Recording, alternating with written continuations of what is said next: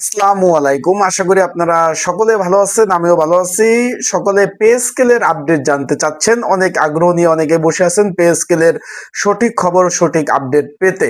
তাই আজকে pay scale নিয়ে আমরা কথা বলবো। বাংলাদেশ সরকারি কর্মকর্তা কর্মচারী কল্যাণ সমিতি থেকে প্রধানমন্ত্রী বরাবর তারেক রহমানের বরাবর দ্রুত নতুন পে স্কেল ঘোষণার জন্য গেজেট প্রকাশের জন্য কিন্তু স্মারকলিপি তারা কিন্তু অলরেডি দিয়েছে। স্মারকলিপিতে 5টি মূল যুক্তি তুলে ধরা হয়েছে। বিষয়টা আশা করি বুঝতে পারছেন। এখানে কিন্তু বাংলাদেশ সরকারি কর্মকর্তা কর্মচারী যে কল্যাণ পরিষদ রয়েছে তাদের পক্ষ থেকে কিন্তু বর্তমান প্রধানমন্ত্রীর কাছে কিন্তু নবম পে স্কেলের জন্য কিন্তু তারা অলরেডি স্মারকলিপি দিয়েছে। স্মারকলিপিতে মোট 5টি যুক্তি কিন্তু তারা তুলে ধরেছে। কি কি বিষয় তুলে ধরেছে? এখানে এখানে কিন্তু 8 সদস্য প্রতিনিধি দল প্রধানমন্ত্রীর কার্যালয়ে এই স্মারকলিপি জমা দেন।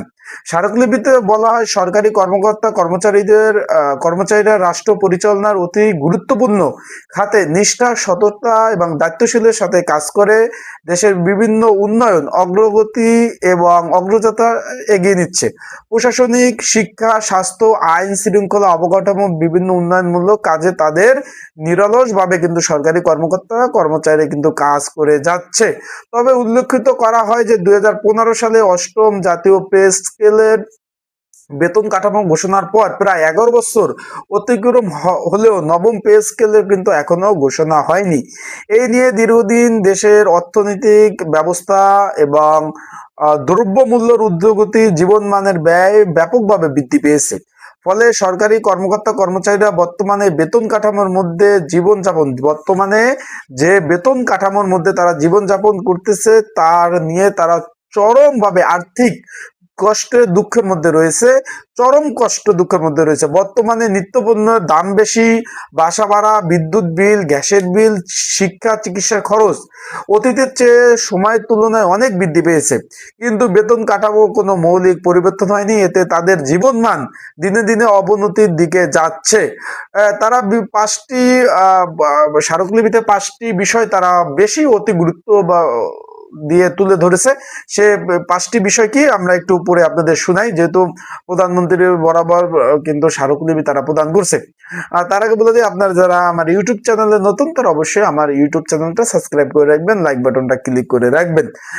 তারা 5টি বিষয়ের মধ্যে বলেছে যে দীর্ঘ সময় বেতন কাঠামো। পয়েন্ট নাম্বার 1, দীর্ঘ সময় বেতন কাঠামো অপরিবর্তন রাখার কারণে সাধারণত প্রতি 5 বছর পর পর নতুন পে স্কেল ঘোষণা করার প্রচলিত থাকলেও প্রায় 1 দশকের বেশি সময় ধরে নতুন কোনো পে স্কেল ঘোষণা হয়নি। এতে সরকারি চাকরিজীবীদের ন্যায্য অধিকার ক্ষুণ্ণ হয়েছে। পয়েন্ট নাম্বার 2, দ্রব্যমূল্যের ঊর্ধ্বগতি এবং অস্বাভাবিক বৃদ্ধি। 2015 সালে তুলনায় বর্তমানের খাদ্যদ্রব্য, পরিবহন, বাসা ভাড়া, চিকিৎসা, শিক্ষা খাতে ব্যয় এবং বহুগুণ বৃদ্ধি পেয়েছে। অথচ সেই তুলনায় সরকারি কর্মচারীদের কোনো বেতন বৃদ্ধি পায়নি এবং অপরিবর্তন রয়েছে।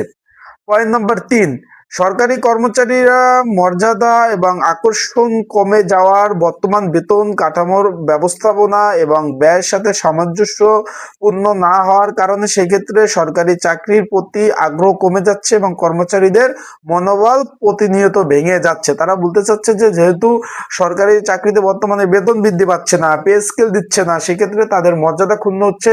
তাদের পারিবারিক দিক থেকে তারা বিভিন্ন ধরনের সামাজিক প্রতিপন্ন হচ্ছে। এখানে যারা কাজ করতেছে তাদের মনোবল ভেঙে যাচ্ছে, সেটা তারা বলছে স্মারকলিপি যে প্রধানমন্ত্রীর কাছে দিছে। পয়েন্ট নাম্বার 4, প্রশাসনিক কার্যকারিতা বৃদ্ধি। যদি সরকারি কর্মচারীদের ন্যায্য বেতন নিশ্চিত করা হয় তাহলে তাদের কর্মপরিধি এবং দায়িত্ববোধ আরো বৃদ্ধি পাবে, যা রাষ্ট্র সেবার মান উন্নত হবে।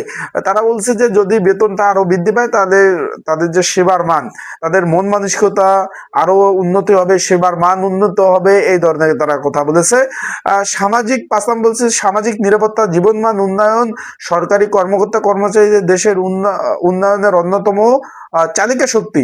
তাদের জীবনমান উন্নয়ন হলে তাদের রাষ্ট্রগত ইতিবাচক ভূমিকা পড়বে। এই 5টি বিষয়ে স্মারকলিপি কিন্তু প্রদান করেছে বর্তমান প্রধানমন্ত্রীর কাছে। তারা বলছে দ্রুত সময়ের মধ্যে পে স্কেল পে স্কেলে গেজেট প্রকাশ করার জন্য অনুরোধ করছে। তা না হলে পরবর্তী তারা কর্মসূচি দেবে। কিন্তু অলরেডি কিন্তু অর্থমন্ত্রী বলে দিয়েছে তাদের আর্থিক অবস্থা ভালো না। বিভিন্ন মন্ত্রী, জ্বালানি মন্ত্রী তো অলরেডি বলেছে তারা বিভিন্ন আয় ব্যয়ের সাথে তুলনা, মানে বিভিন্ন প্রবলেমের কথা তারা বলতেছে। এখন দেখা যাক কি হয়, যেহেতু প্রধানমন্ত্রীর কাছে স্মারকলিপি প্রদান করা হয়েছে, তখন একটা ব্যবস্থা হবে। এরকম আপডেট, নতুন নতুন তথ্য পেতে অবশ্যই কিন্তু চোখ রাখবেন আমার ইউটিউব চ্যানেলে আপডেট তথ্য জানতে। আসসালামু আলাইকুম।